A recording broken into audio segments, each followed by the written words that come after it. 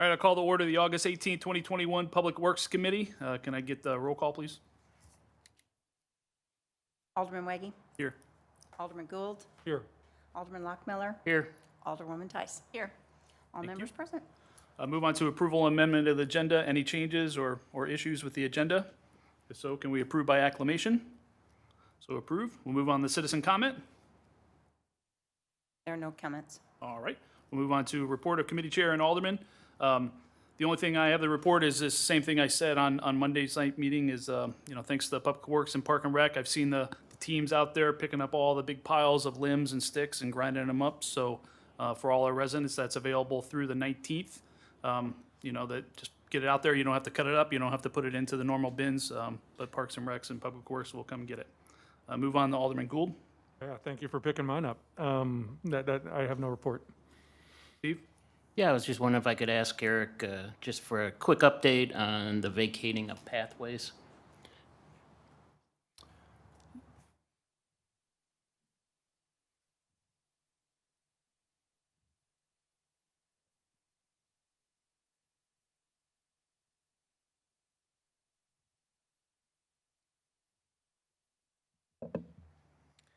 Adjusted for all those short people.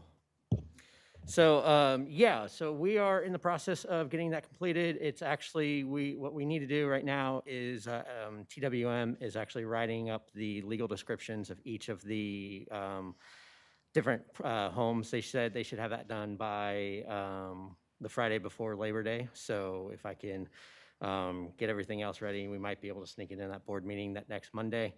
There was a question about whether the city should be involved in making a decision of two owners both want half of a pathway, and one of the owners thinks that they should have the whole thing, and the other still wants the other half.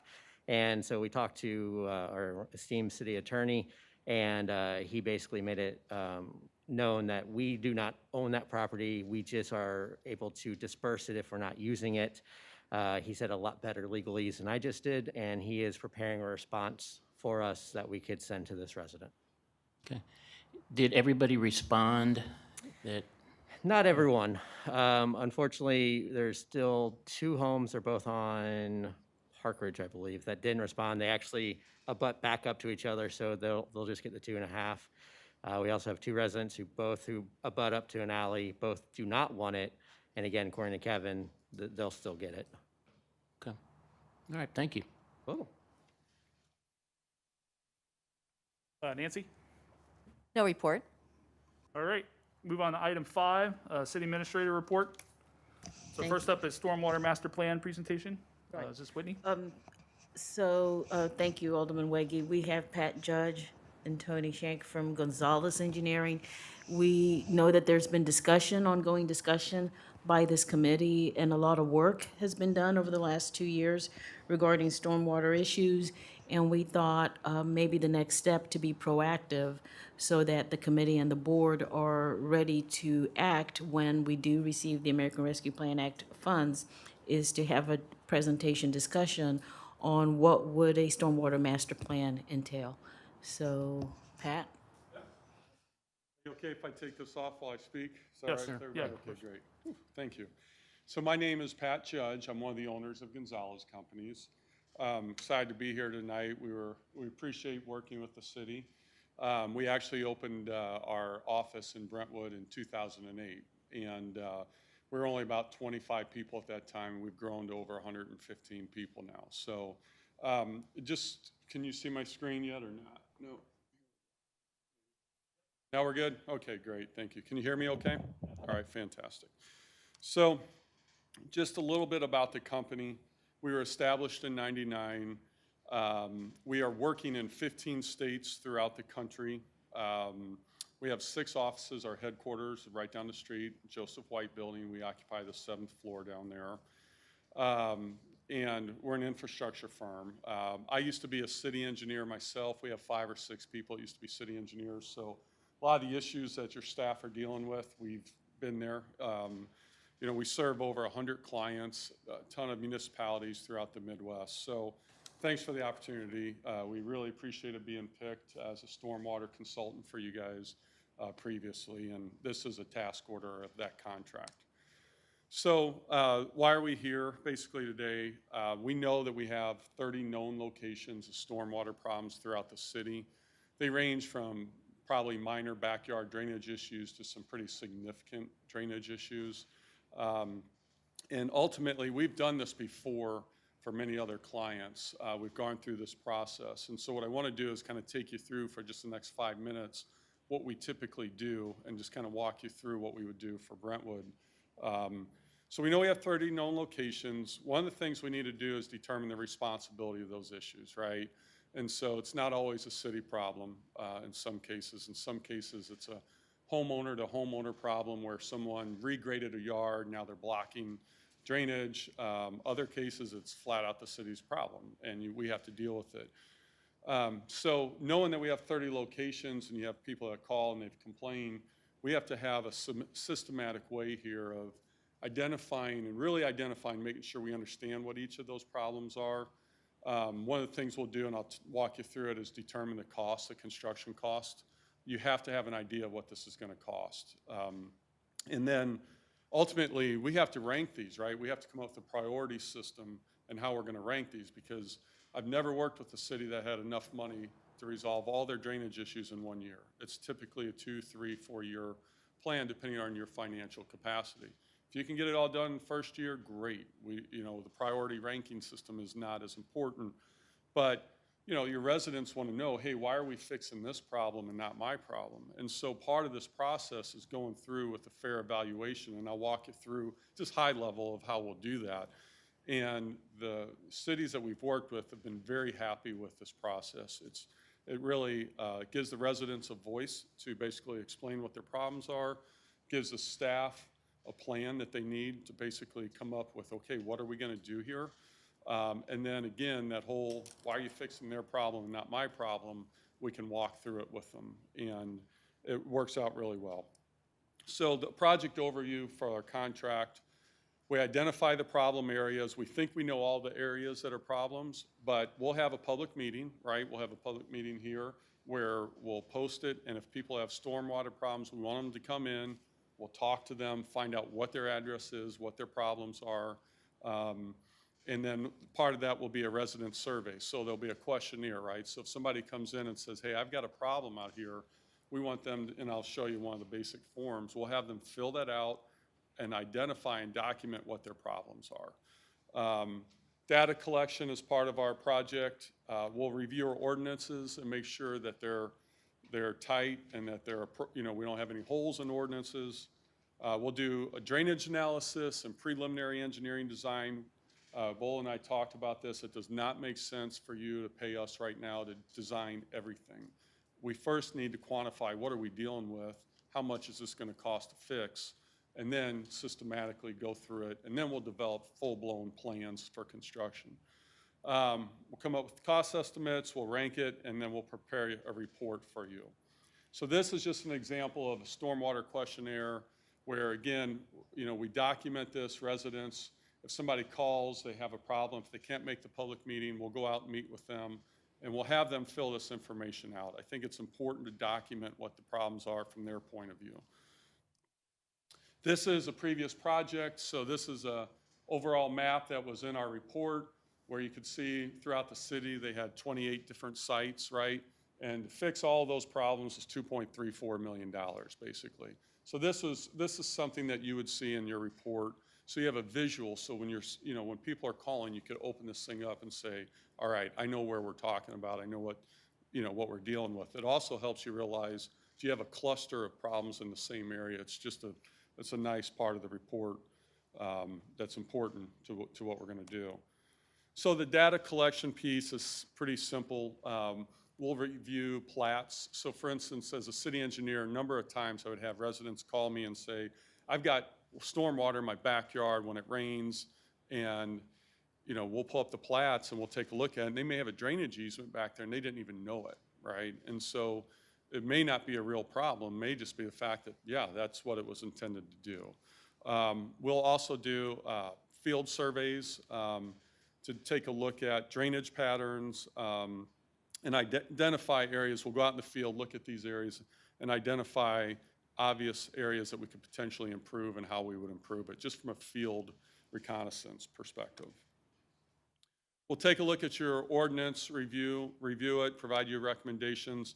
Oftentimes what we see with our municipal clients is building permits will get issued without all the stormwater processes going through, in terms of submitting a stormwater prevention, pollution prevention plan. And so what you end up is you end up with homes going in or new buildings going in without the proper stormwater permitting occurring. So we'll make sure we try to button that down so that we don't have any issues. So our drainage analysis, preliminary design, we'll design and we'll analyze per MSD. We do a ton of work for St. Louis MSD. Some of the things that I could anticipate here is just adding stormwater inlets on streets to get the water off the streets, potentially upsizing storm sewers, grading improvements, and in some cases, if you have significant erosion, we do geotechnical engineering in-house as well, so we would look at the geotechnical solutions for that. So one of the things we'll do is, if we have a list of 30 of problem areas, we'll identify if it's a public or a private site. I had mentioned that earlier. So a lot of times we'll see there's not enough stormwater inlets to get water simply off the street. Why is that? Back when the streets were built, the developers didn't want to spend the money to actually put in the stormwater. And so they just let all the water run down the street and collect into one inlet, and it floods the street. And so those are things that we see on a regular basis. But again, private issues that we see, sometimes you have HOAs that actually own the infrastructure, and they're not collecting fees, or they haven't been for the last 20 years, and they're looking at the city to resolve their issues. So we'll take a look at, again, whose responsibility it is to really resolve the problem. So I want to go through just a couple of quick examples of real-world applications for previous clients. This is a screen, or this is a public site issue. If you look at the picture on the bottom left, you see that you have a long sloped street, and the top, back up, the top picture here, it all goes down to that inlet, and that's basically cul-de-sac there. So what happens is when it rains, there's not enough inlets on the street, there's not storm sewer, so it all runs down to the end of the cul-de-sac. And if you look at that garage there, there's actually been water in that garage before, right? Why are we there? Well, because the old city ordinances weren't tightened up, and so they allowed developers to build things on the cheap. And then the city is left 20 years later trying to fix it, right? So here is a pretty picture, preliminary engineering analysis and design. This is something that you would see in your report for Brentwood, where we actually went in and we analyzed how many stormwater inlets we needed, what size pipes, basically, and we would come up with basically an exhibit that would show you what we were going to do, right? And then we would come up with a construction cost estimate. So in that particular situation, just for that one site was $54,000, right? That was our estimate. Private sites, here's an example of a private situation. The homeowner, that picture in the bottom left there that you're looking at is a ditch that everybody complained had standing water, mosquitoes, right? And it's a real nuisance. Well, when we started doing our research, the homeowners association owns that ditch, and they hadn't been collecting dues on an annual basis, right? Now, as good citizens, our good stewards, I guess, the city in this situation said, we're not going to pay for that, but we are going to design it. We're going to come up with a solution to help kind of partner with the residents to say, hey, look, we're not just ignoring you, but we're going to help you with the engineering piece, but when it comes to actual construction, it's on you. And that's what happened in this situation. So this was a $60,000 fix. So these things are not cheap. That's why, again, we got to come up with a list and a ranking, because maybe you have the money to do it all, but typically you won't in the first year or two. So then construction cost estimating. So in the report, you'll see something like this for each and every site, where we actually go through and we have, basically bid quantities, right? We do a lot of engineering and construction management. We know what things cost, so we'll come up with unit cost, and we'll tally up each site. So each site will have a detailed cost estimate. And then the priority ranking, right? And so when I've done these public meetings, I typically ask, who wants theirs done first? And everybody raises their hand, right? And so we'll work with the city staff on how to come up with a priority ranking system. So there's a number of things to look at, right? So when you look at this screen here, you look at a few things. One, is there property damage? Is water getting in somebody's home or basement and causing damage to their property? That's a lot different than just having standing water in somebody's backyard. It's a lot different. Obstruction of traffic, right? So in some situations, we had roads that were flooded, can't get emergency vehicles through, right? Or in situations in the winter, basically you end up with an ice rink out there, and it's really dangerous for people and emergency vehicles. Other things that we'll look at when we're ranking these sites is how many people does it affect? So if you have two different sites and they both cost $50,000 to fix, one affects one person and one affects 20 people, the one that affects 20 people would be ranked higher. Not that the one that only affects the one isn't important, but again, if money wasn't an issue, you'd fix them both. But at the end of the day, you would rank the one that affected more people higher. So it's just a very systematic approach with how you can come up with ranking. We can work together with city staff and you all come up with how we want to rank these things, right? So this is a summary of one of the reports that we've done, or a clip out of one of the reports. So this is something that would be in your report where you would actually see, and the residents would see, where do I rank? Am I first? Am I seventh? Am I 17th? What's going on? And so this is something that would be in your report. And again, we would still do the preliminary engineering for the private sites because most homeowners or people don't have the capacity to really come up with a solution and what it would cost to fix it. So that's it in a nutshell. So the idea here is, how do we know we have issues all over the place, go through each one, determine whose responsibility it is, how much does it cost to fix it, who's responsible, and then lay out, again, if it's a multi-year plan, depending on your financial capacity, whatever it is. Otherwise, you're just kind of shooting randomly, trying to pick off things just randomly without, organized approach to it. So we found it to be very effective with our clients. Thanks, Pat. Any questions? Nancy? I don't have any questions, but I just have a comment that after I've heard you present this, I am even more positive about doing this for Brentwood than I was before. I feel like we hear a lot of stormwater issues.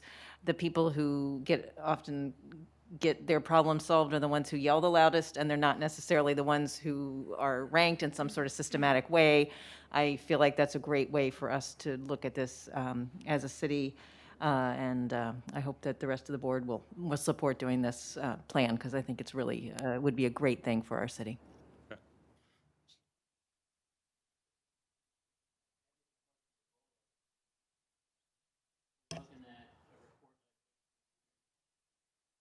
A report like this being $130,000, is the OMCI funds available?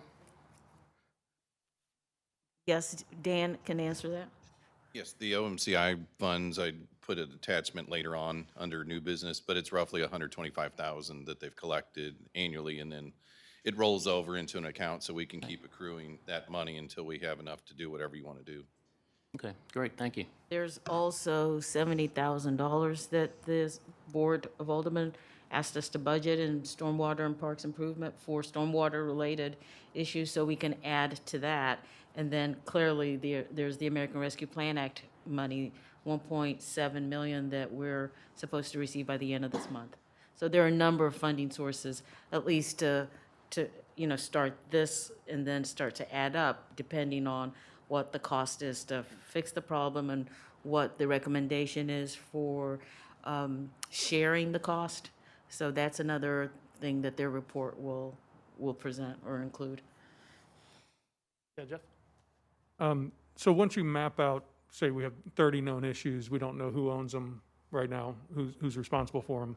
You showed the one overview of the city. Is that, of that one that you showed, the 28 sites, was that all owned city property, or does it demonstrate these are the issues and that these ones are residential issues, these are city issues? Do you Yeah, break that so- out? So like we would color code them basically and show which ones are city responsibilities and which ones are private homeowners' responsibility. Is Okay. that what you're asking? Yes. Yeah. And then, do you find that after we do this and start to take care of the ones we are responsible for and have measures in place to permit correctly for new build, do you resolve stormwater issues moving forward, or is it ever evolving? Sure. Issue. So sometimes what we see is people, even though we post this on the public, right, and you might find out a year and a half later, 2 years later, somebody's like, hey,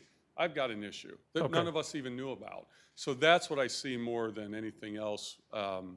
But, you know, when we resolve these issues, those stormwater issues they go away, Okay. basically. So, so yeah, we don't see, I mean, if you're dealing with creeks and erosions behind people's homes, those are ongoing maintenance issues that, you know, we can fix it the first time, but if they don't maintain it, right, it's going to come back. But most of like the street flooding issues, things like that, once we're done, and it doesn't come back. Basically, it doesn't come back. Great, thank you. But it wouldn't surprise me if over the next 2 years, other people will pop up with an issue here or there as well that just isn't on our radar right now. And then you'll have to decide, what do you do with those? What we did in that situation, the last situation was we said, look, we're going to get through everything that we've already done. We'll analyze this. We'll come up with a solution. But I mean, unless there's, you know, if somebody's home's being flooded or there's a serious safety issue, typically they went to the bottom of the list, but at least they got on the list. So that's what I've seen typically. And what do you constitute standing water? I mean, obviously you have a pretty heavy rain in a short period of time. My backyard has a nice little pond that fills up, but then 20 minutes later it's gone. Exactly. That's not, I wouldn't classify that as an issue. I would agree with you. And sometimes the residents don't know that. So part of my job is to educate them on that as we meet with them and talk to them about that. We see that quite a bit, especially with drainage easements and drainage ways where people are like, hey, there's 2 feet of water back here. I'm like, how long is it there? Well, about 30 minutes, and then it's gone, okay. You know, we take a look at it and we say, all right, should this be occurring or not? And if it's, you know, if that's Normal. the case, Yeah. then we tell them, and I guess I get to be the bearer of bad news in that situation, but that does happen, sure. Mhm.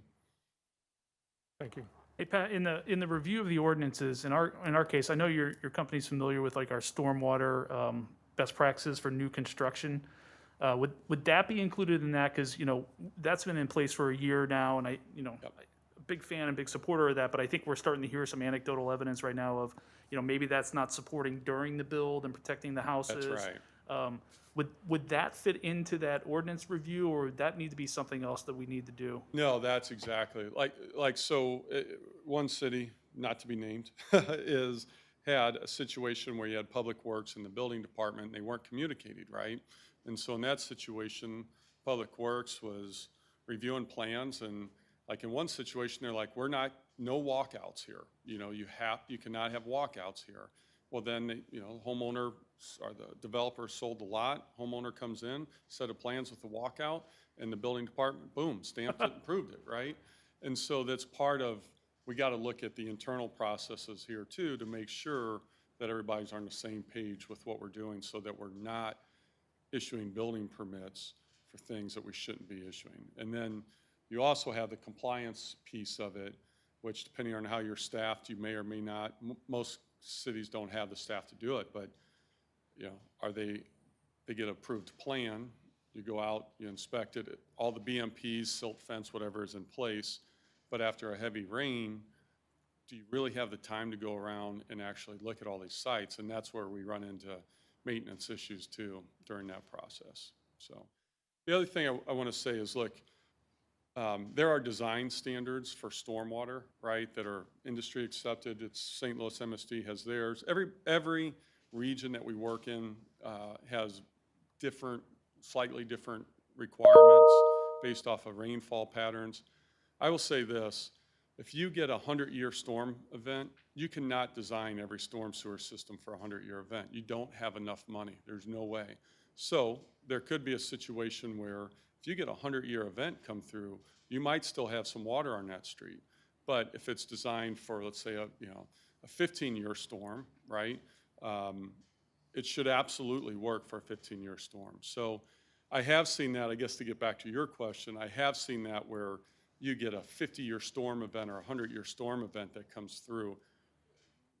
There's no way you're going to build infrastructure in the city of Brentwood to handle every storm. There's not enough money. But it'll handle what the drainage laws say that it should handle. And I think right now you got situations where, the laws have changed over the years. We've gotten smarter about drainage issues, so. So Bola and Dan, are we looking for an action from this board tonight, a recommendation? And I assume a piece of that would be how are we funding this, correct? I Absolutely. mean, we have a smorgasbord of opportunity of Yes, how you to do. fund it. So Yes. I think it's just however we want to do it. Yeah, Nancy? So could I clarify the question that Alderman Lockmuller asked about the OMCI funds? Can those be used to pay for the planning, or is that just paying for fixing stormwater issues? If you use those funds, you need to submit a form, which we agreed, we would submit to MSD. So they can actually be used for several things. It could be used for a master plan. It could be used for their design services on an individual project. It can be accrued into like an omnibus where you would do several projects. So if you said, Pine, Sonora, this group in this neighborhood, you could use it for, say, like up to 3 or 4 projects, and it would be for design and construction. So both. Yeah, Okay. both. So could I ask another question? I'm on the Ways and Means Committee, and we keep punting this issue to other committees.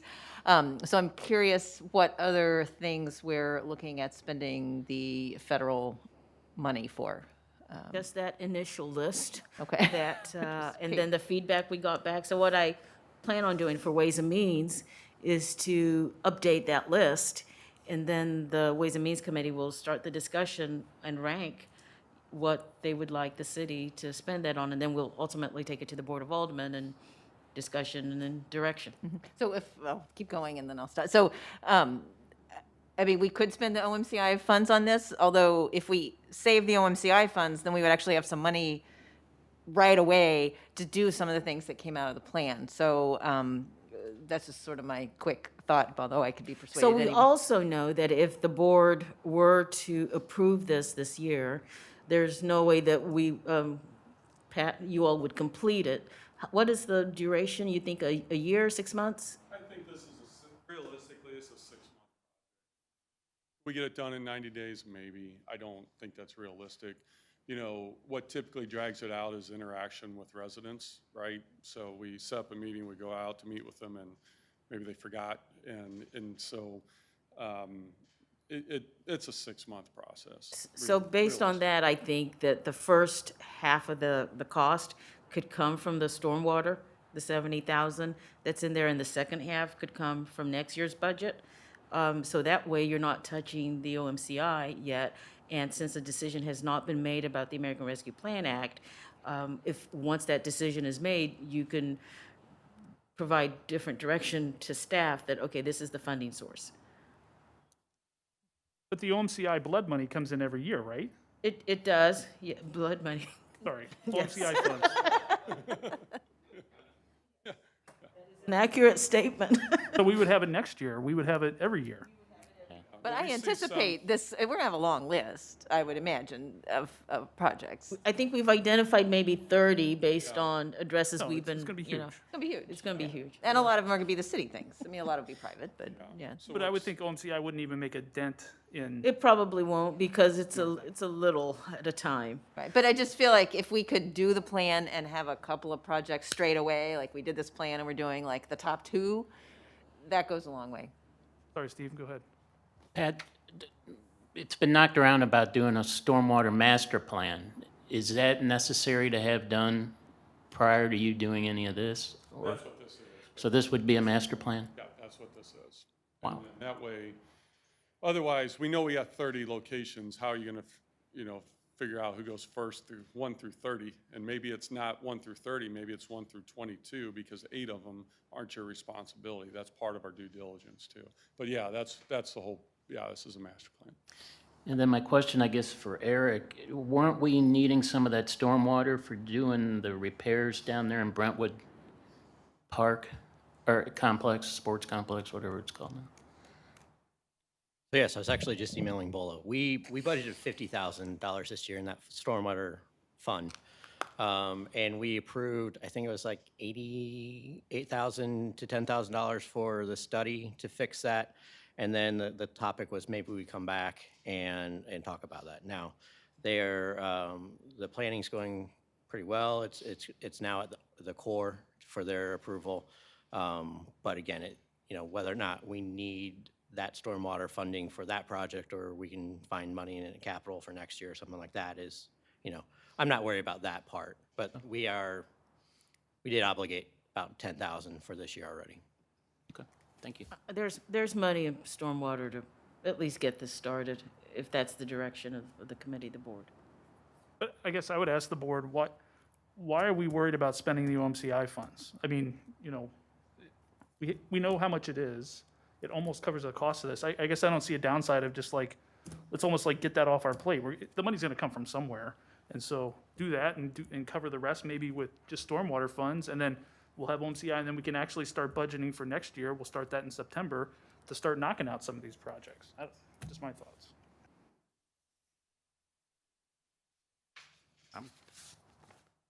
Figure out how to put together a recommendation here.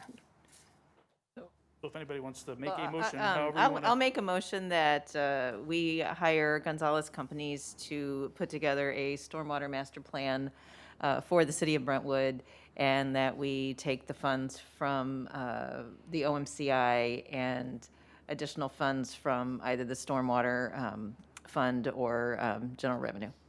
Second. All right, any other questions, discussion?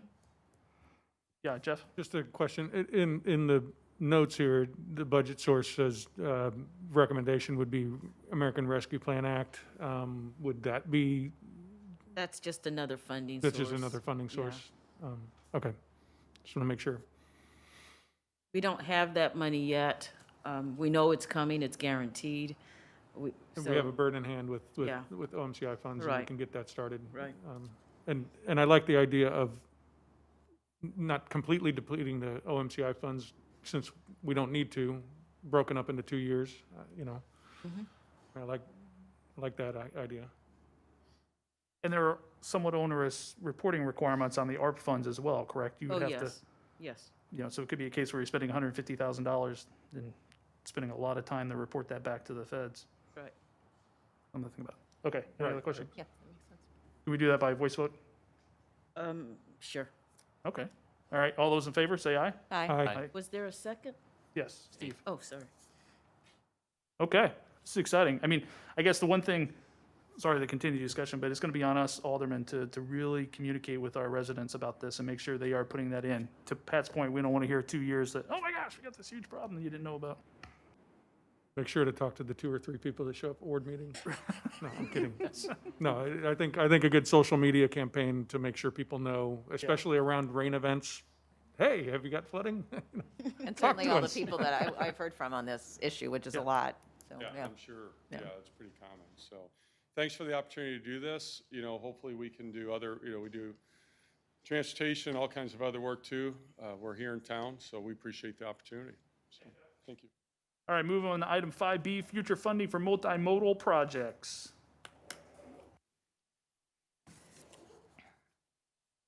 Grab your computer.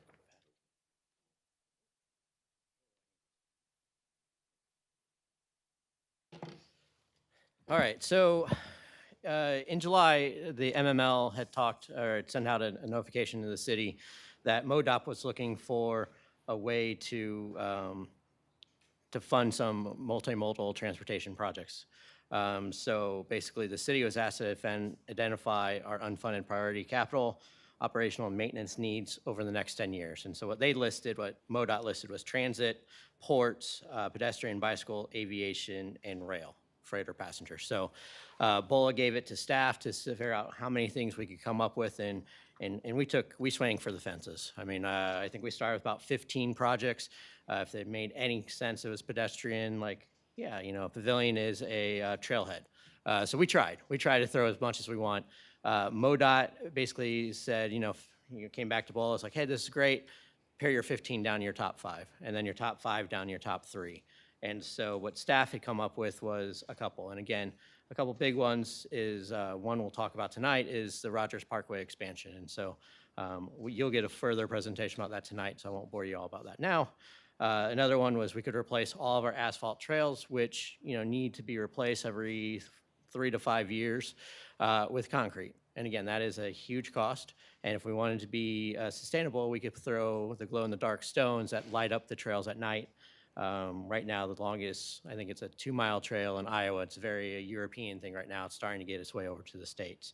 And last was the high school drive sidewalk improvements. Is something we've applied for STP grants before and haven't quite gotten enough points for that. Hopefully, maybe we can do that again and get that. But again, this is almost a shovel-ready project that we could do to move forward. So those are the 3 re-ranked, and I think this was just informational. Yeah, Eric, thank you. I have a question about the potential projects, and one that maybe has fallen off the radar a little bit, or I'd love to know your opinion on it. But where are we on a pedestrian bridge potential across Brentwood Boulevard? I know before it was a lot of consideration for school crossings, but I think now that we're going to have Brentwood Bound and the connector to the GRG, providing a safe passage for our folks to the west to get across to the east side of Brentwood Boulevard would be a good multimodal. Yeah, to be honest, we briefly talked about that, and we talked about it more today. And the reason we didn't include it was a couple reasons. One is it's a great project. If you've seen the pictures of it, it's beautiful. It's one that the board discussed as a potential project doing before the board ultimately decided on Brentwood Bound. The one thing I can't remember is the exact cost of that, so I'm trying to get that from PDS, who just helped with design, just an estimated cost. But the big thing is that you'd have to basically rip out this building to get it in there. And so not only do you have, we might get the cost of the pedestrian bridge, the city would bore the cost of moving City Hall. And again, the plan had just moving south a little bit into those 2 lots that we own, and then almost doing an L shape with the library and the post office. I mean, the complex, it basically becomes like a city governmental complex, which is, again, beautiful. But the board decided that Brentwood Bound was more important at the time. And is that the only option that PDS looked at? Is there other potential bridge options that wouldn't affect City Hall? There were a number of designs that were submitted, and we would have to take a look at all of them. I think one would require that there would have to be a partnership with the West Community Credit Union, because we would need part of their lot, and we met with them at the time. So we would probably need to look at all the design options and see which one would have the least impact to City Hall, find out what the cost is, and then if the direction is to submit that as one of the options, we could do so before, I think there's going to be a meeting with MoDOT in about 2 weeks or so to review all our submittals so that they can rank them. The good thing is that not a lot of municipalities are participating in this for whatever reason. So we might actually have a great shot of getting maybe our top 3 funded. We don't know whether they're going to fund all of it, like 100% with no cost share with the city, but at least now we have 3 on the list, so we could definitely take a look at that. And I think we can easily put together a project sheet, is what they requested for the pedestrian bridge. And honestly, if that's the board's direction, we can do 1 or 2 things. We can just replace with one of them, and if you guys agree with the ranking, you guys could let us know. Or 2, we could just take that 4th project with us to the meeting, like, oh, we forgot about this one, and like, oh, great. Or if they say, okay, now re-rank, we can re-rank it at that time too. Sure. So yeah. I think at this point, it's kind of, if you guys agree, and if you want to add that, the pedestrian bridge and where you would rank that. Yeah, I mean, when I look at the, Rogers Parkway Greenway expansion is a pretty massive project, and I would probably, personally, I would say a safe crossing across, if we're gonna have safe crossing now at Manchester with the tunnel at Rogers Parkway, safe crossing, to connect our communities across Brentwood's probably, important. But I don't know what the rest of you think, especially you, West Siders. Yeah, I would love to see it connected. I haven't seen any of those old plans, so I would be curious to see those, and what the cost is, and the thought of redoing City Hall and doing some massive thing on this larger city site seems like a big project, but maybe we could do it, I don't know. Yeah, if I remember right, I guess Mayor Thornton brought that up, and I think there wasn't like $4 or $5 million. Wasn't more than that? I don't remember the cost. I couldn't find it today. But I think it was in coordination with trying to create that city center we were trying to do Yeah, that was for that part of it. intersection. I guess I don't have any problem if we want to add it, but my question was, East-West Gateway Council, can you refresh my memory on why they're always the gatekeeper of all this? I don't know if Dan funds- has a good answer to that, but The funds come through the federal government, and most of the funds are through transportation. So the funds come to them, and then in partnership with MoDOT, because when we do submit and they review everything, MoDOT, TrailNet are part of the review process, but it's federal funding that comes through East-West Gateway because they're the council of, that's what they're tasked with doing. Looking at transportation issues. For the region. For the region, Okay. and then when there's grant money, they also administer that. That's part of their role. Okay. Well, I kind of like the selection we have here, because you got that Hail Mary one of $19 million, and I did say we could face it.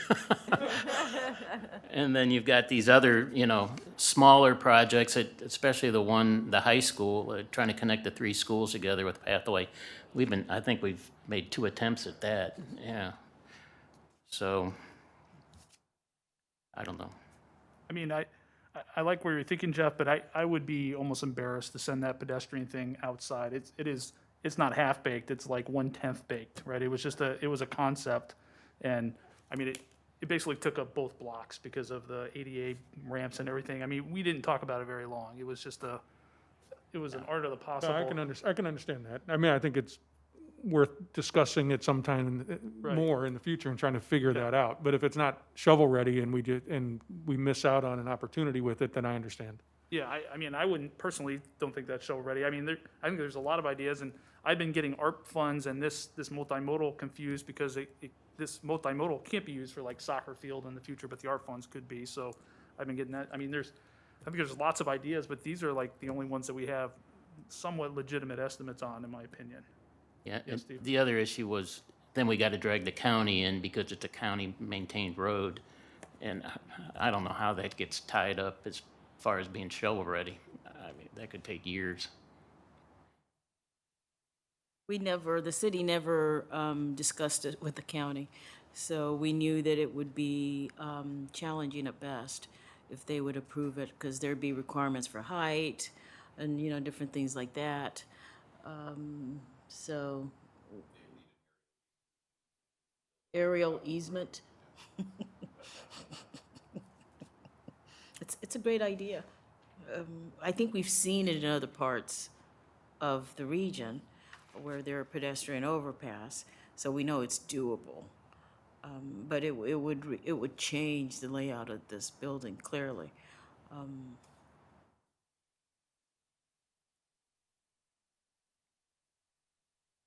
Okay, so I think you're looking from this board, a recommendation to take to the big board of what 3 we're taking forward, right? Or do you- however many we're taking forward. So it's you need a an maximum of action? 3. We've done the priority ranking because we needed to submit that. So is there re-ranking, or are you comfortable with what we've submitted?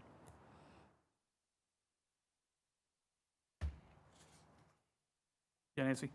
I'm personally comfortable with what you've submitted. I like we've got the Hail Mary, we've got the cool glow-in-the-dark trail, which would be really innovative, and then this high school project, I feel like has some appeal because it connects schools and would, as a walker over there, it would really add a lot of value. So I think I like how you've ranked them. I'd second that. All right. Any other questions or discussion? I just want, I mean, we're just giving direction to the committee. This isn't going to the board. Okay. It would go to the board, right? Yeah, Oh, So the board would agree with just to make this sure that, because, prioritization, because the they only have entire 2 board. weeks. They have Yeah. 2 weeks to get it in, Okay. I thought this was just information only. Okay. which, will you have enough time to go to the board and? yeah, I should be able to do that. They don't have the funding yet, so there's time to change it. Okay. Any other questions, comments? All right. All those in favor? Aye. Aye. Anybody opposed? All right. Thanks, Eric.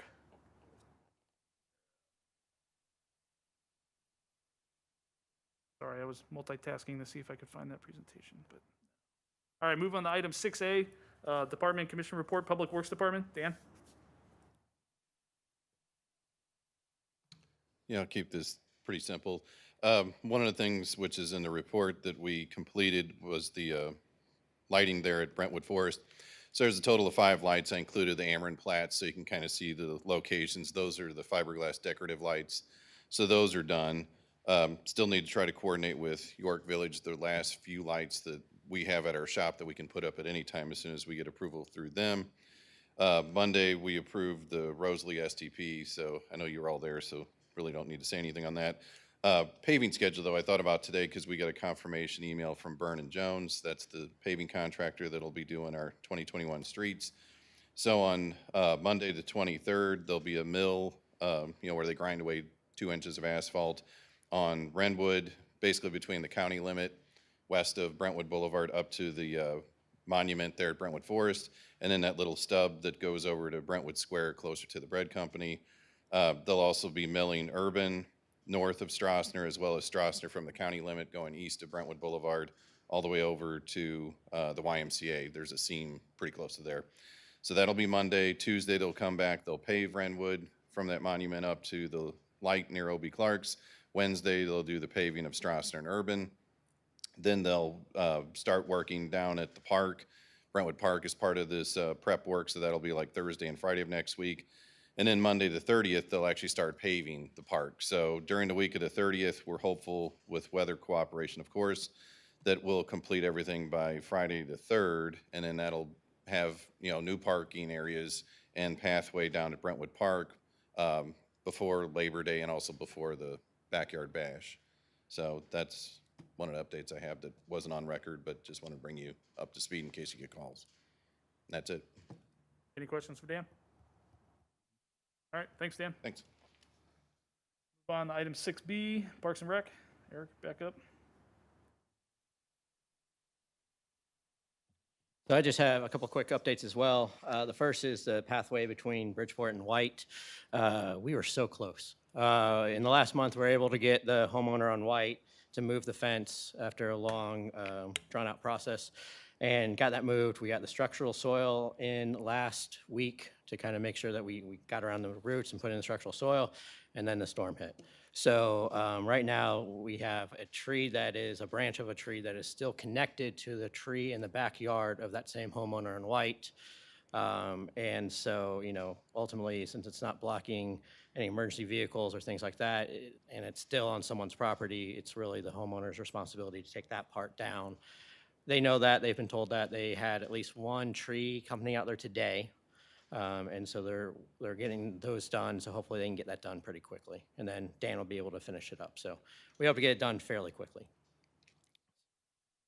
So then secondly is we have update on one of our department's capital items, which is the installation of the ice rink refrigeration automation system. And basically, as a reminder, this computer allows our contractor, State Mechanical, to diagnose issues that might be happening away from the building And the key to this to us is like when you have that 3 o'clock, when the storm comes at 3 o'clock in the morning, it shuts down power and then your compressors go off and your ice starts to melt. I would get an alarm, the contractor would get an alarm, and more importantly, the contractor could reboot the compressors straight from that computer.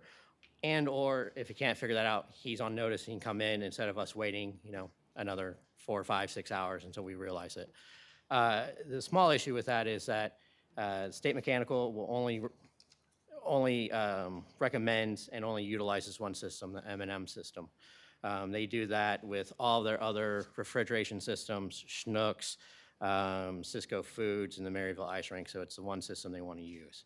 That really makes it somewhat of a sole source vendor, which is obviously a touchy subject, especially for a capital project. We did talk to the city attorney, and he suggests we bring it to you guys to get your opinion on what we should do.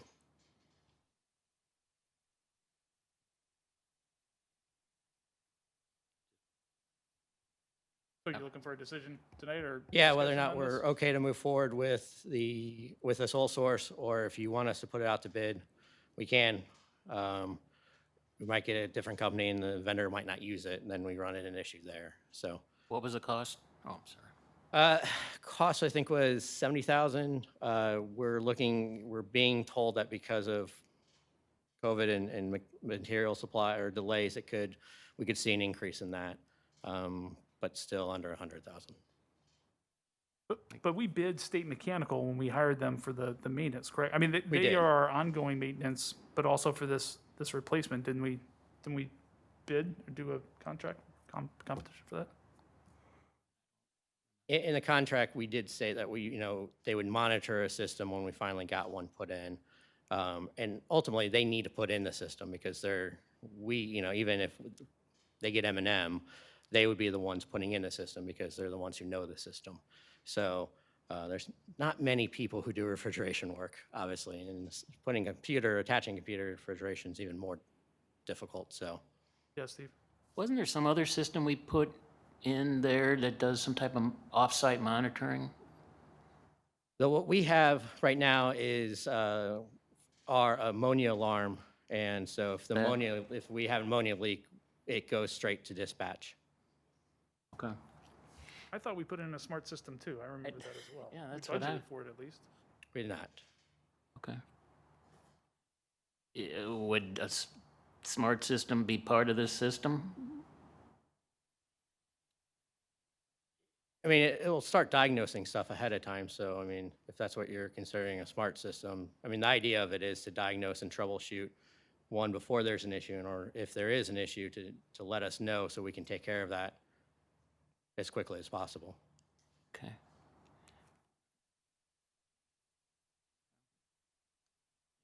Okay, so, yeah, Nancy.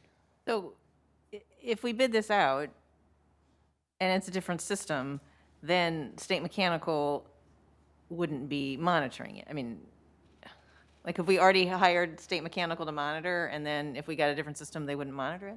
And we would be paying multiple vendors to monitor what's going on in the building? Possibly. I mean, State Mechanical is great. I think if we bid out a system and said, look, we had to follow, this, we couldn't do it. This is who came in and won. I mean, they basically say we don't want to, and then we'd have to have a conversation and come back here and say either one, we have to switch vendors, or two, we'd have to not use the computer system and just continue to make them come in and risk having the ice melt.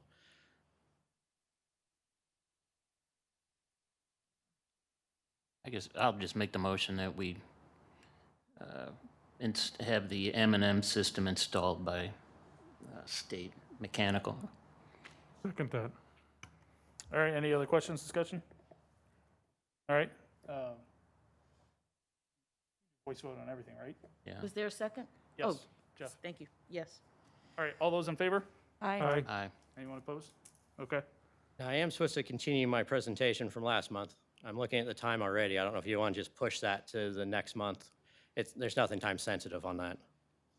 Possibly, yeah.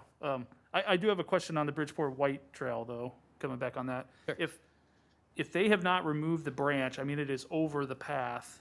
We need to prevent kids from walking on that on Monday or next week. So, right now, the sign that says park closed or trail closed for maintenance isn't gonna be enough. I don't know what we need to do. I don't know if we need to put a police officer out there from 7:45 into 8:15 or something like that, because I don't know if you've been out there, but it is an extremely dangerous situation, right? So, and I'm not talking about the fact that there's dirt, but there's a huge tree limb over the top. So, I think we need to do something very proactive. If that tree limb is not down, No. I'm not as worried about the kids walking through the dirt, but if they're not down, we have to make Right. sure nobody can walk on Right. that path. We'll get on that. We can do that. Okay, thanks. All right, move on to 6C, Planning and Development Department. Ms. Whitney? Welcome to the team.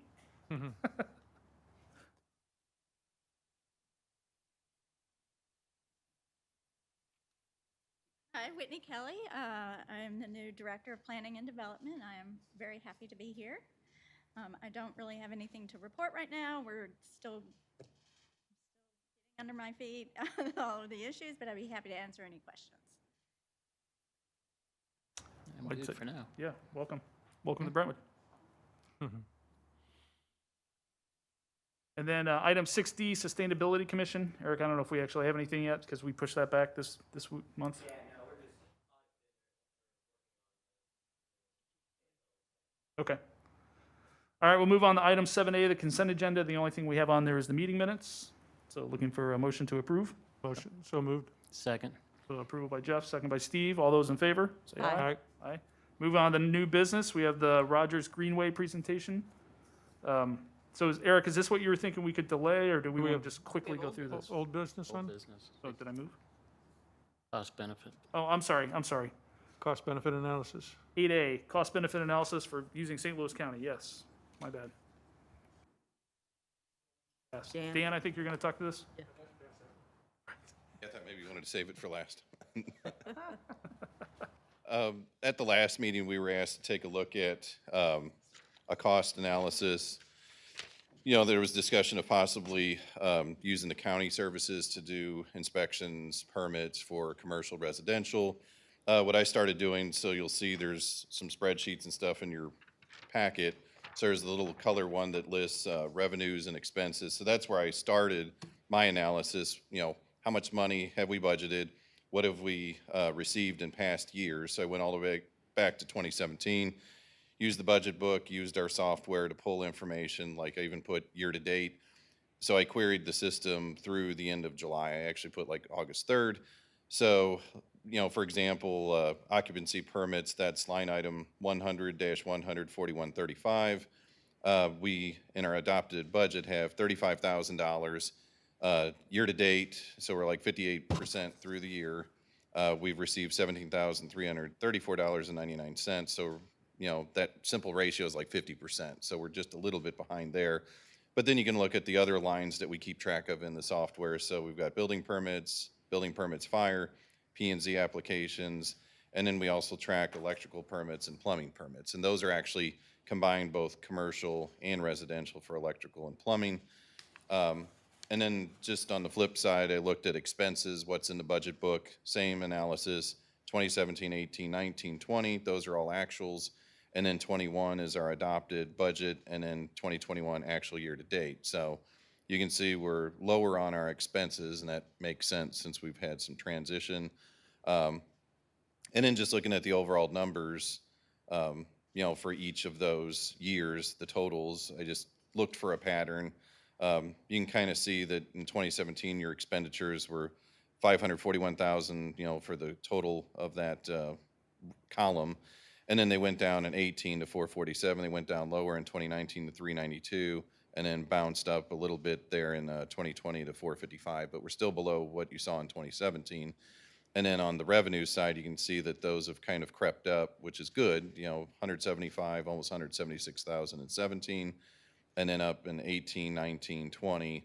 You know, 20, I guess because everybody was at home remodeling and doing things, that year is, you know, 325, 441, so that's significantly higher than previous years. That's what I would assume happened there. And then based on our scorecard for all categories, I put together in Excel a table and then filtered it with a with a graph to kind of look and see if there's patterns. So what I saw when I did the permits and inspections is we have 5 major categories based on quantities for both inspections and overall projects. And that would be, I highlighted those rows: electrical permit residential, mechanical permit residential, and then plumbing permit, both commercial and residential. That's the C and the R. And then occupancy permits, that's one of your highest categories, is occupancy permits.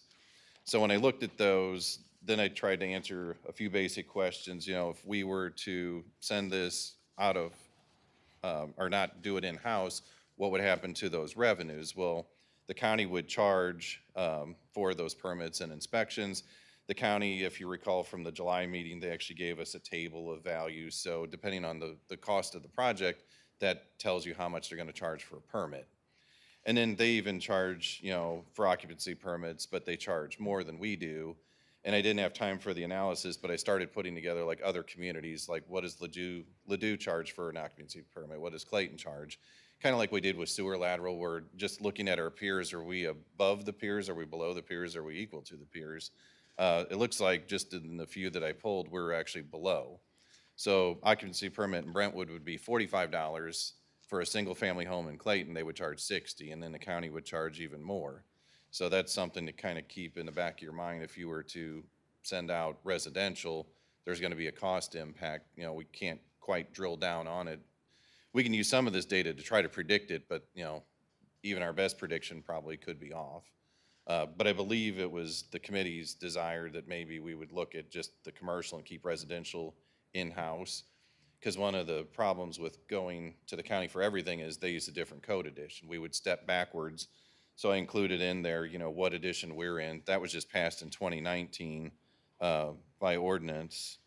And if we were to use them, then of course we have to adhere to what they use for, their inspectors and inspections and that sort of thing. So we would have to repeal what we just approved, in order to use them. So that opens up a different can of worms.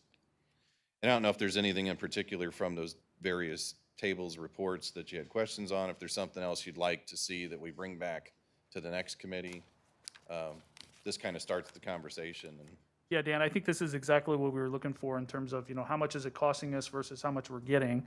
And I mean, rough chainsaw math in my mind, we're basically, making half of what we're spending, right? I mean, it goes up and down per year, but that seems to be again, rough chainsaw math. And I think the question to the board is there some value that we're providing to our citizens that it's worth that money that we're spending? Like when we talk about trash, it's worth the extra money because our residents love it. Are we providing higher service for commercial and residential that justifies this additional cost? I've heard one theory that when we have our inspectors doing the entire gamut and spectrum of things from, hotel inspections all the way to, occupancy, it's stressful for them. Is that possibly causing some of the overturn? I feel like the time right now, if we did want to make a change outside of the code changes, is right because we are restaffing. We have a new director of planning and zoning right now. So it seems like the time is right. And I'll go back to my fear is that we're going to throttle down on Brentwood Brown development, residential and commercial, if we're not ahead of this. And we've seen the big spike, the 40% increase in permits and inspections from last year. So I think we're just starting to see the wave. So those are my thoughts on it. Yeah, Nancy. I would say I certainly would not want to give out all the residential. I think the stormwater issue that we earlier dealt with in this meeting would also not be able to be done if we didn't do that ourselves. So I feel pretty strongly that we need to keep some of the residential so that we can manage that. And then the other thing that you reminded us of in your presentation, Dan, is the cost that we charge the residents. And I believe before Lisa left that one of the things she was going to work on was looking at what we charge for all these different things. And it could be that maybe we need to look at those charges and that we might still be underwater and decide that it's a good service to provide, but not underwater by half. So I would encourage us to, staff to look at, undertake that project. If I may interject, I think, Whitney, do you want to speak to that? What you found and what you can bring from your previous employer regarding that? I think they just did that survey, so half that work is already done. Earlier in 2020, the city of Creve Coeur adopted the 2015 codes. There was a lot of discussion for the energy code because county amended what was the energy code and what they were going to adopt, so there was a big debate on that. Eventually, Creve Coeur just decided they would review the energy code. Creve Coeur does do all of the permitting for residential, but they do partner with St. Louis County for the mechanical, electrical, and plumbing permits for commercial projects. I have talked to the staff, our staff here, about the potential of that, and they feel like that wouldn't be handing that off to St. Louis County would not be a big issue. It would be an issue on the back end for the applicant in that they have to coordinate with both entities in getting those permitted. St. Louis County does recoup 100% of their costs through the permit fees at the St. Louis County end. I also looked at, Creve Coeur had a table, and I apologize, I did not bring that with me. Looking where they were in regards to similar cities and their permit fees, and it's about $6 per thousand for the total project costs, which is equivalent to what Brentwood charges. So they're pretty much near the bottom third of what the area cities were. They chose not to increase those costs, I believe, if I remember correctly. But that is something we can certainly look at here, is to get in that mid-range. I think they were looking at going up to $7 per thousand, and that would recoup more of their cost. So, Thank you. So as far as the code discrepancies, if we were to outsource the commercial only, do we still have to repeal at least part of the language of our current past ordinances? Yes, we do. Yeah, we would, When Carl, what's his name? Kurt, when Kurt was here, that was his recommendation. That's what they would require, St. Louis County. Yes, we would have to so- repeal it. So we'd have not a total repeal, we'd have a amendment for commercial only I believe so. and residential? Yes. Okay. If you don't mind, I'd like to get in the weeds a little bit here. And Whitney, when I look at the difference between commercial and residential, it looks like when you take a total project, for residential, it seems to be more inspections needed than commercial. Is that because of a failure when the inspector shows up, things aren't where they need to be, or how? correct. And I would say that our chief building official pointed out that our commercial, majority of the inspections and projects that we receive are the residential. The commercial projects at the moment are probably 10% for the mechanical, electrical, and plumbing of those. I know with the Brentwood Bound, we're hoping, we wanted to increase that. But it's more of reinspection when things are incorrect. It's also, we get much more residential projects than we do commercial projects. Yeah, but if you look at, like, for instance, building permit for commercial, you got 22 projects in 2020. There were 50 inspections, but yet you go to residential, there were 48 projects and 190 inspections. I also, I'd have to look at that more in depth with my department, but it is also the occupancy and the failures of those. Each one also. Dan can also speak to that because he did the analysis. We're seeing more. I didn't include it in here, but we did actually look at the failure rates, and they were about double in 2021 versus 2020. And to your point, there were more re-inspections. They just call you out there to see if it would pass, and if it doesn't, well, then you're just going to come right back out. And then try to do the minimum work, I think, just to get it to pass. Right. And Whitney, from your past experience, is that just residential building? I mean, even in Creve Coeur or wherever? Yeah, we've had that issue in Creve Coeur as well. Therefore, I mean, the first inspection is part of the those for a building permit, but then you get those that want to use us to tell them what they need to fix and how to fix it. And so they started upping the reinspection fee to, I believe, 40 or 50 bucks each time. So in addition, and they can take that out of an escrow. But yeah, Well, that's kind of where I was going with this. If there's like a type of penalty, I don't know if we impose that. that I don't know right now. Okay, that'd be something to consider. And then when I'm looking at the total inspections, you're looking at roughly 4,500 and, a 250 working day year, that's like 18 inspections a day. Yeah. I mean, it rains, it pours. Sometimes it's nothing's that simple, but that would be spread over 3 inspectors, correct? Actually, it's 2. Okay. We have 2 inspectors and a code enforcement inspector. So he focused mostly on code enforcement. The chief building official currently is part-time, but he tries to fill in with the inspectors as much as he can. But yes, that is over 2. Okay. All right, thanks.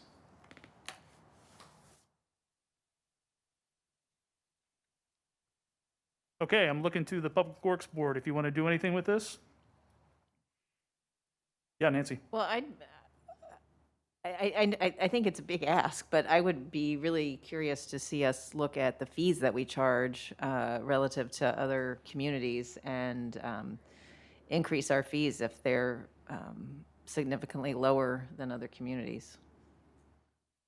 Do you think that changes, I think we should do that, but do you think that changes this discussion? No. Okay, so it sounds like we have a motion to update the fees.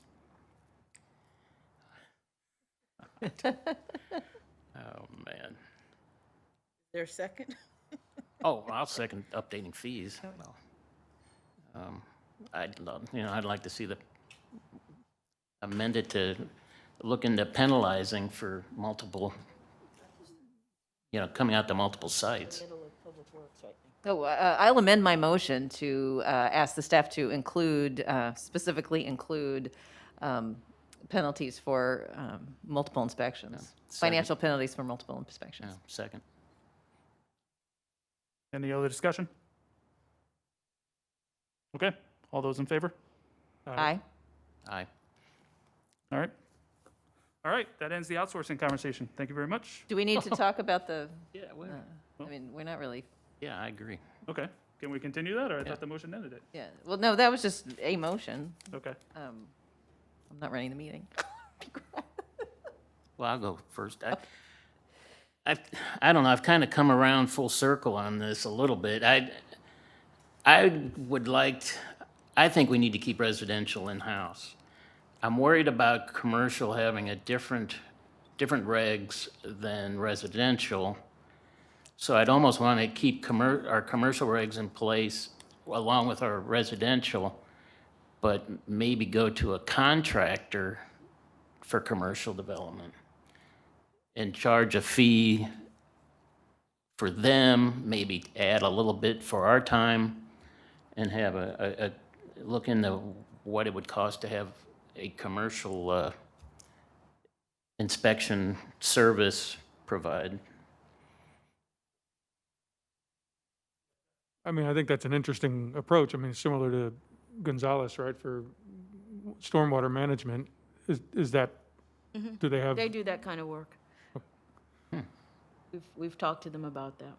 I think that might be, is that included in their on-call agreement right now, or would that be a task order? It would be a task order, but I know that they could do it on an ad hoc basis. So if you had, 3 commercial properties all of a sudden pop up in September of this year, they would be able to do, those 3, and then you could go months with nothing.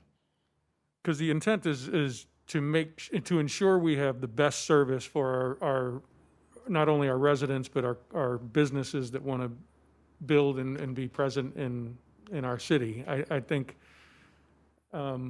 making sure we have the ability to handle when we get an influx of projects is, to Alderman Weggie's point, a forecasting issue that we hope we have, right? We hope we have a problem with lots of building projects going on with Brentwood Bound. I agree with that. I just don't know if it's hard for me to decide whether or not it makes sense to outsource the commercial and change the regulations.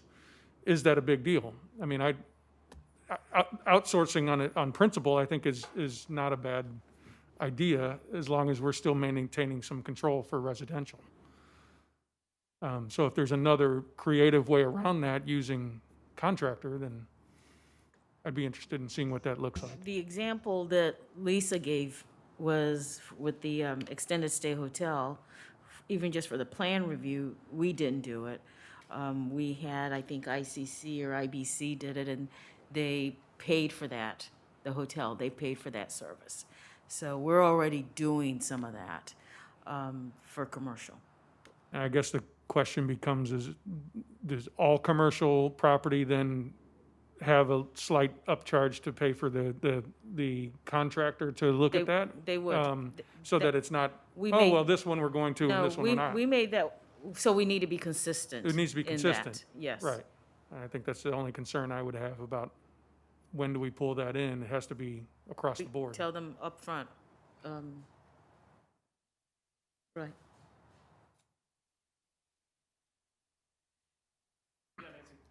I don't know if anyone in the room can answer this, but is there, from the builder standpoint, is there a difference in dealing with Brentwood and if we contracted this out or with the county inspectors? Well, right now, I don't think we have a good reputation because of the transition and the delay. And, you know, we're working to correct that significantly. I don't know, you know, what the feeling out there is. Do you, Whitney? I don't. You don't? Okay, so we don't know. We can't answer that. I mean, I think that's what we've been wrestling. We hear a lot of anecdotal things, right? And Whitney had a great point. You know, every builder is going to blame the regulatory body or whatever city they happen to be standing in. So I agree with that. I mean, to your point, Alderman Gould, are we providing top shelf service? Nobody knows, right? Maybe, maybe not. Nobody knows. So, yeah, Nancy. So I should have thought of this a few minutes ago, but the other thing that, if there is a delay, like, do we know what the delay, could that be reported to us, or is there a measurable outcome? Like, should people expect to be inspected within 24 hours? And what is, and how much are we falling behind on that? And is that something that we could be provided with? Because if all our inspections and people are waiting 6 or 7 days, then yeah, we've got a massive problem. But if people are just waiting a day, or there was just a 2-week period where everybody was waiting a week and now it's fixed, then I think that data exists in MyGov.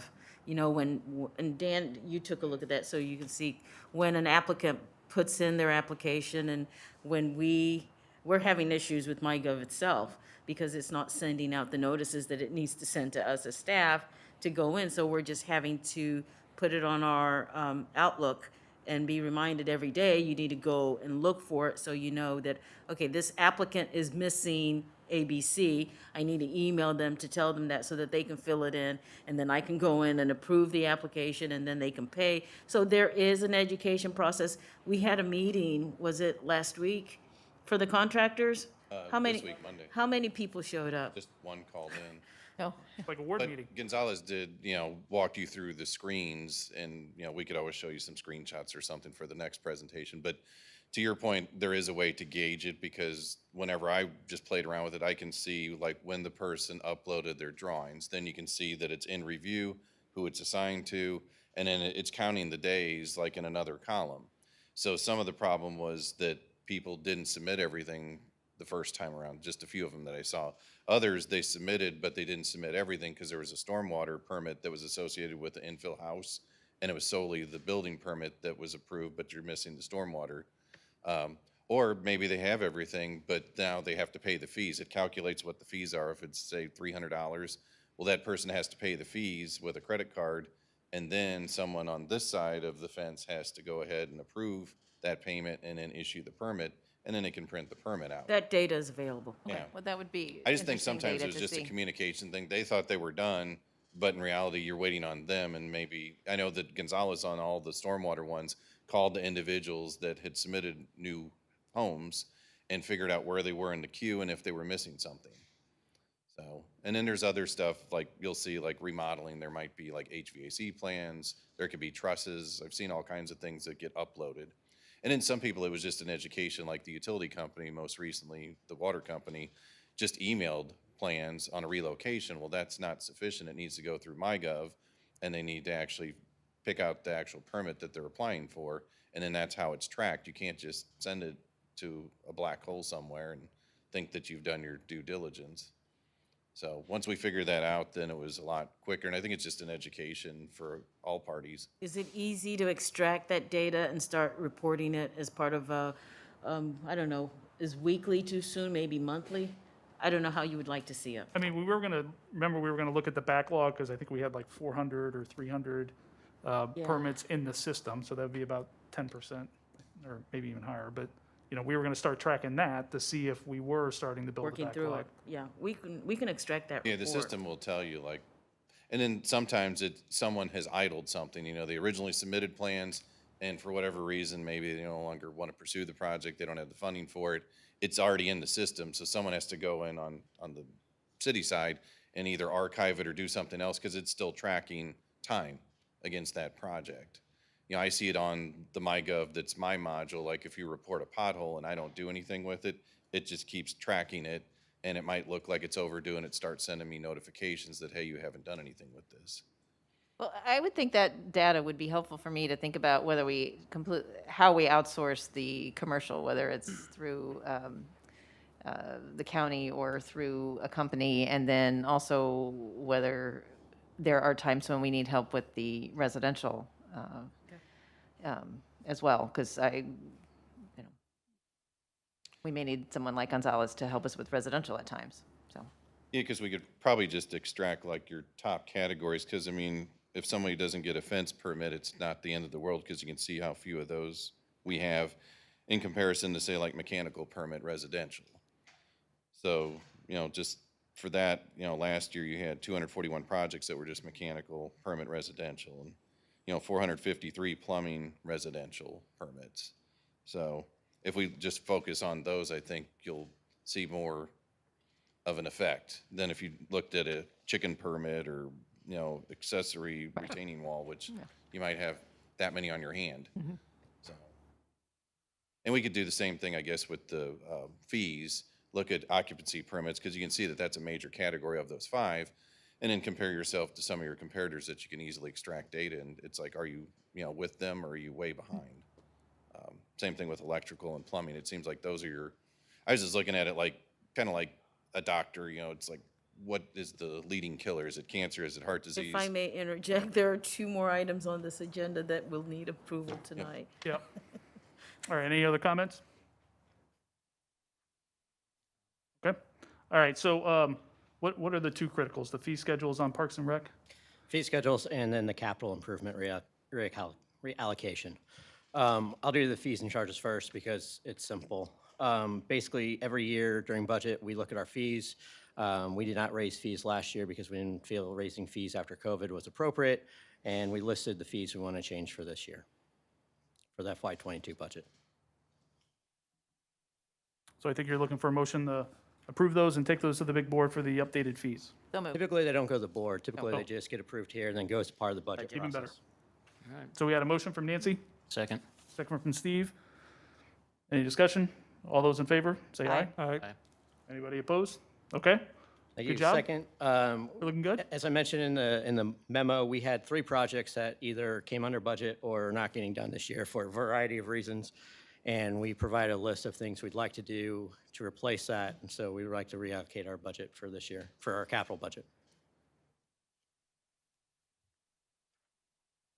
And I think there's a pretty extensive summary there, so just replanning on within the existing budget.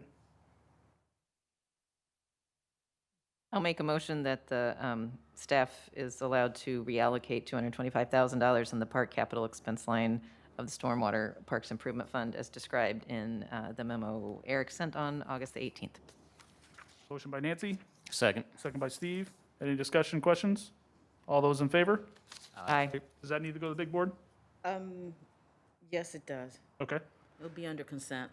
And then I think, 9A is the Rogers Greenway presentation. We don't have time for that. I think I would say we put that in, my recommendation would be we put that in board docs, but we don't necessarily include it with the big board, but people can take a look at it. Good. I think most of the board was actually around when we saw that last time, and then if you have any questions, you can go, VFR directly to Eric on that.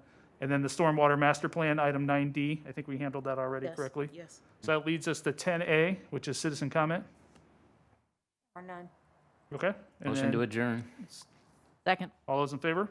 Aye. Say aye. All right, thanks. Have a good night, everybody. We'll see you in 4.